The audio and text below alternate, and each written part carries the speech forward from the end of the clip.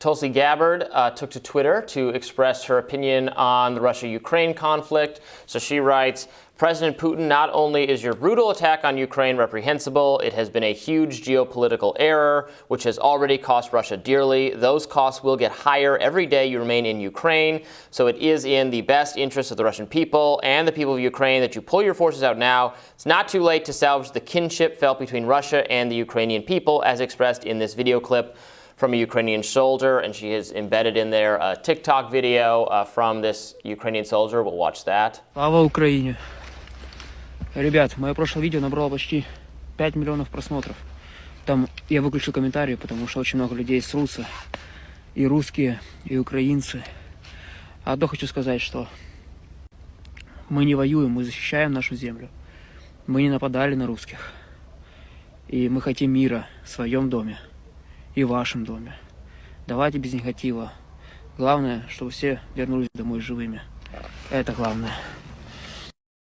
And so, I mean, it's obviously not, a bunch of people are dunking on Tulsi saying like, oh, I guess the rubles aren't showing up. And so now you're flipping on Putin. But that's not remotely fair. It is fair to say that she's been much more sympathetic to the Russian point of view throughout this conflict and often has, taken in some ways refreshing, other times not so much, view of U.S. imperialism. And so, for her to be making this statement suggests that something does seem to be turning for Putin. I don't know, Kim, what do you think?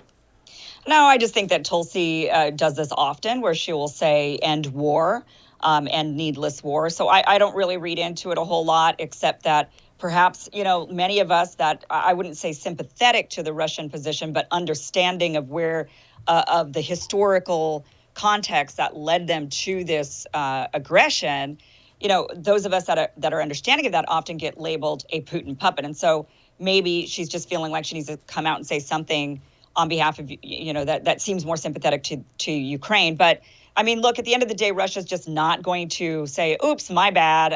Okay, let's just go ahead and leave. To me, it makes more sense to call for a better negotiation, perhaps being more reasonable in the negotiation. They're getting the main thing they want, which is they don't want NATO in Ukraine. Ukraine has already acquiesced to this. So the rest of it is about land, Crimea, Donbass. Maybe, call for Russia to be more agreeable, and in order to end the conflict, I think is a better, path forward in trying to end this war. Yeah, and what I mean. Yeah, but I mean, I don't think it matters, like, what Tulsi says or what I say or what any of us say does not, Putin is not listening to us, neither is Zelensky. So we're all just making statements that don't influence anything. So unless Arnold retweets her, because apparently Arnold Schwarzenegger is one of 30 or 50 people that Putin actually follows on Twitter. So he's got to retweet it, and it's got to be in Russian.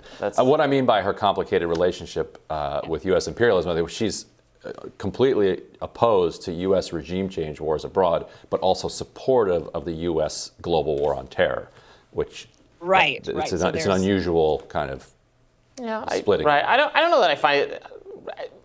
We can't. Right. We should not seek regime change in various countries, but we should, in some cases, kill terrorist groups that are threatening us, right? I don't think that's a longer. This is suddenly I am like the most pro-Tulsi person of the three of us, which Kim was like a spokesperson for her. Well, I definitely. I don't think. I actually think I'm still more pro-Tulsi than you are, but we can have a debate on that. But no, I'm not against her by any means. I still would support her, and if she decided to run for office, I'd absolutely consider to vote for her. But she has had some complicated takes that have been a little bit different than I think what many of us who did support her believed her stance was in what Ryan is bringing up, the war on terror, talking about going into Africa and fighting terrorist cells and drones and whatnot. So there is that complicated history there. But by and large, she's definitely been an anti-war, definitely anti-regime change. And in this, I think all three of us actually are fairly anti-war.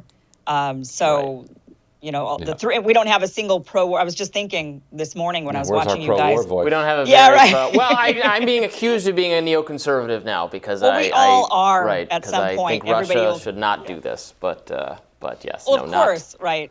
Yeah. I don't think anybody is thinking war. I don't know. I mean, obviously, there are times, I think all of us would agree, there are times that war maybe is necessary if something really terrible, if you need to defend if you are being invaded. And I get it. Yeah. Ukraine has absolutely the right to defend itself. I just think they should be negotiating. Their country's being destroyed and people are being massacred. Yeah. Time to go to the table and negotiate it out. Yeah, it's time to end this, certainly. And I guess it's time to end this segment as well. We'll be back with more Rising after this.